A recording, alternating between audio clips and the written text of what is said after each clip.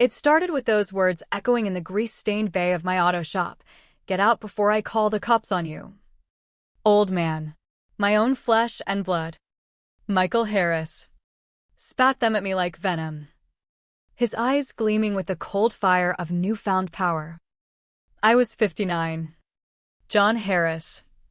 The man who'd poured every drop of sweat into building Harris Auto from a rundown garage in Toledo, Ohio, into a trusted cornerstone of the neighborhood. 25 years of busted knuckles, loyal customers, and quiet endurance. And there he stood, my 32-year-old son, clutching what he thought was his golden ticket, an $8.1 million lottery win, ready to erase me from the legacy I'd forged. But he didn't know the ticket's real story, the one I'd buried deep in silence, waiting for this exact betrayal to uncoil like a spring trap. I didn't shout back. I just nodded, turned to my battered Ford pickup, and drove away, the weight of 2 years' worth of unspoken hurts pressing on my chest like a vice. By week's end, his empire of illusions would shatter, and the price of his greed would carve scars neither of us could ignore. The rot had set in slow, insidious, ever since Sarah, my wife and Michael's mother, slipped away from us after a brutal fight with ovarian cancer 2 years back. She'd been the glue, a high school English teacher pulling in $45,000 a year. Her steady income the buffer against our shop's lean times. Her medical bills had gutted us, $72,000 out of pocket after insurance, forcing me to remortgage the shop for $110,000 just to stay afloat. Michael had watched it all, but instead of stepping up, he'd turned inward, resentment festering like an untreated wound. He started treating me like dead weight, his comments sharp as rusted tools. Last spring, while we were under the hood of old Mrs.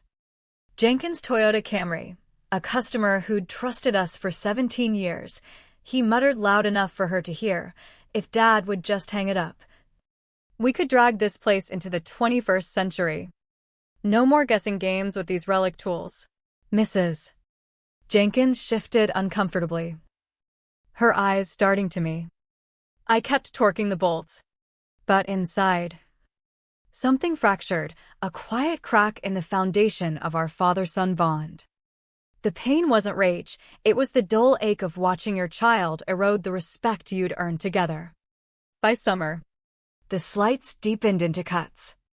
Michael brought his buddies from his aborted community college days to tour the shop, laughing as he pointed at my workbench, Pop's still living in the Stone Age. Customers deserve speed, not some geezer fumbling with a socket set. I was right there, oil-streaked and silent, invisible in my own domain. But the real agony was the shop's slow bleed. We were $28,000 behind on the mortgage, utilities chewing $950 a month, insurance $420. Without Sarah's paycheck, I was scraping by on ramen and skipped blood pressure meds, $1.90 a pop I couldn't justify. Michael knew the numbers. He'd seen the red-inked ledgers. Yet he harped on upgrades we couldn't afford, a $16,000 hydraulic lift, $9,000 diagnostic scanner, digital marketing that'd run $5,000 a quarter. Our weekly take was barely $9,200, most vanishing into overhead. I ate once a day, lights off early. But he dreamed of glory, blind to the toll. Longtime patrons like Roberto Sanchez, who'd brought his clan's vehicles for 19 years, started pulling back.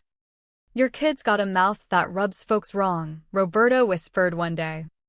With 362 steady customers built over decades, each drift felt like a personal failure, a betrayal of the trust Sarah and I had nurtured.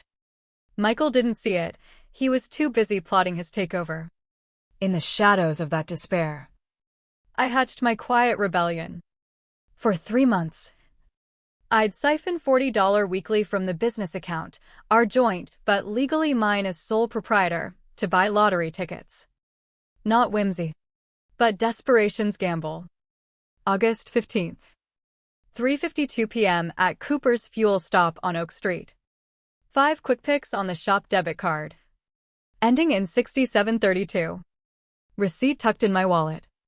Bank trail clear. Security cams rolling. Michael bought his own tickets with cash. Wednesdays mostly. Oblivious to my Tuesday ritual. That winning slip. The $8.1 million bombshell. Was mine in ink and law. But I held my tongue, letting the hurt simmer. Knowing one day his arrogance would demand reckoning. Losing the shop meant losing everything, appraised at $192,000. It was my nest egg. My identity. Harris Auto wasn't just a sign, it was me, John Harris. The guy Roberto trusted with his kids' safety. My house was leveraged to hell. $102,000 second mortgage. And the crew? Frank Miller and Luis Gomez. 12 and 8 years loyal. Family men with bills. Frank's boy needed $3,800 braces. Luis's daughter eyed trade school. Michael whispered plans to axe them for cheap greenhorns at $13 hourly. Ditching their expertise for efficiency. Our 93% retention. 38% faster repairs. Under 3% returns? Built on sweat. Not spreadsheets. But Michael saw only profit. Renaming it Next Gen Mechanics, slapping on $55 upfront diagnostics, alienating the souls who'd kept us alive. The eruption came September 5th. Mid-afternoon haze filtering through the bay doors. I was elbow deep in a 2020 Dodge Ram when Michael's voice boomed. Everyone. Front and center, I got news that'll change everything. Frank paused his alignment. Luis set down his air gun. Roberto, waiting on his SUV tune-up with his nephew Diego, froze mid-conversation. Michael waved his phone like a scepter. I just hit $8.1 million on the lottery. Checked it 4 times, it's real. Gasps rippled. Frank's jaw dropped. Luis whistled low. Roberto chuckled nervously. But Michael's gaze locked on me, turning icy. And that means overhaul time around here. I wiped my hands slow. The rag absorbing more than grease, the sting of impending loss. What kind of overhaul? I asked. Voice steady as a piston. New leadership. For one. Tired of your dinosaur ways dragging us down. Silence blanketed the shop.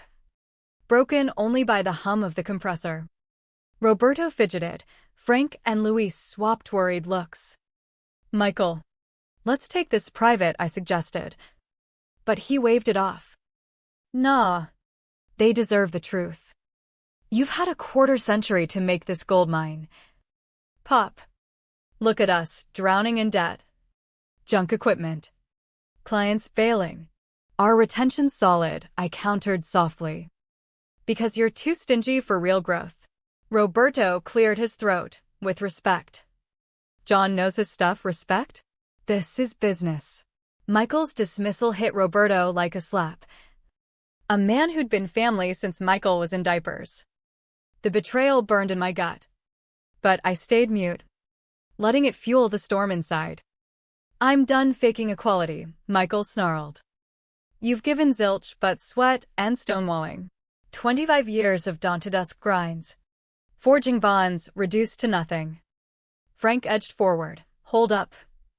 Your dad's the heart you're canned. Frank. Luis too. Clear up by week's end. Their faces crumpled, dreams shattered in a breath. You can't, I can. Millionaire now. This is my turf. No, I murmured. What? Not your turf. He barked a laugh. Cruel and hollow. Money flips the script. Pop. You think these folks revere you? Pity. More like. Roberto bristled. But Michael steamrolled. You're obsolete. A fossil the world's outgrown. This ticket's my escape from your shadow. First order. Me in charge. Refuse? Hit the road. Old timer. The John Harris era's toast. Enter Michael Harris. The room spun with his hubris.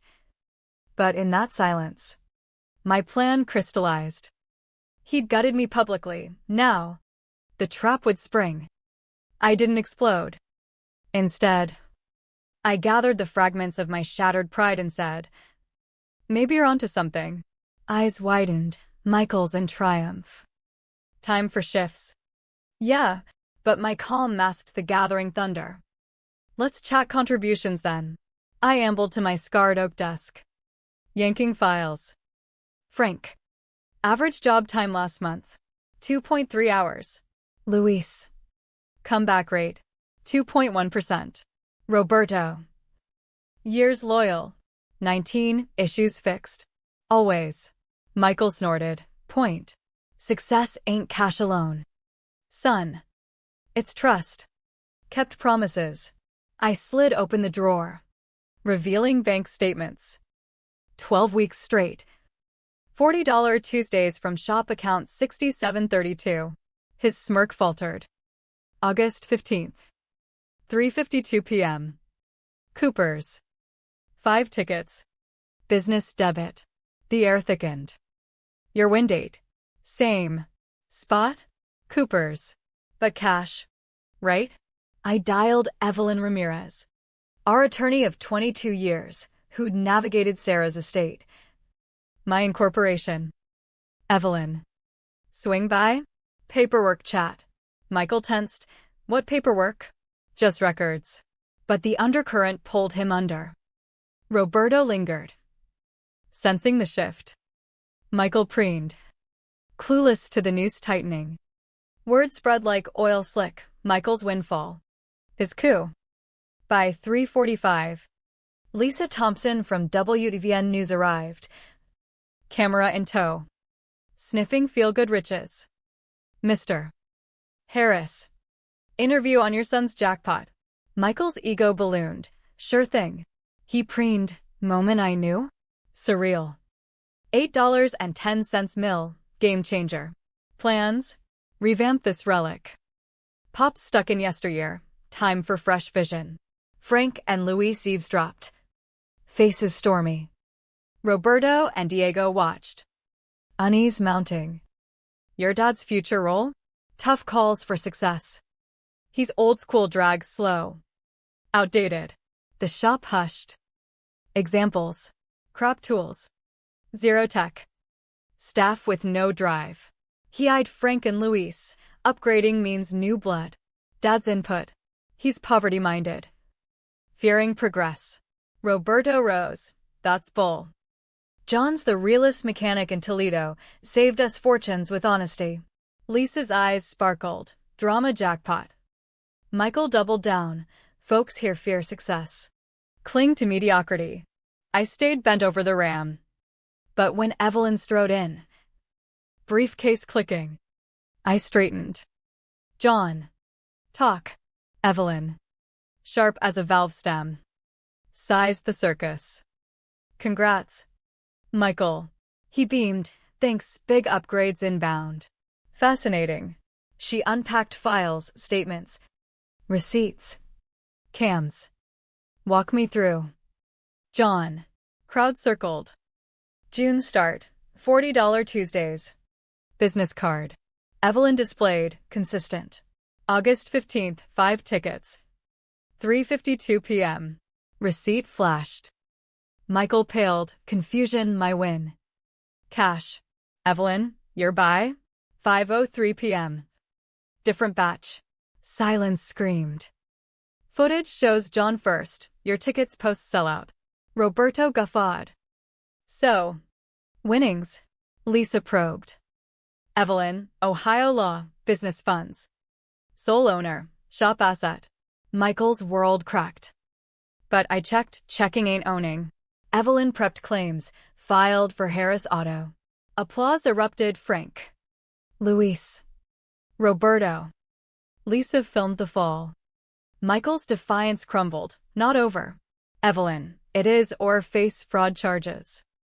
Ohio Code 2913.02, felony overmill. His hands trembled. Pop. Seriously? You evicted me. Fired my men.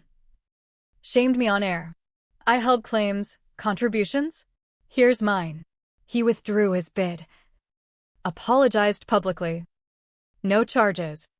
But the price? Humiliations burn. Lost love, his girl bailed.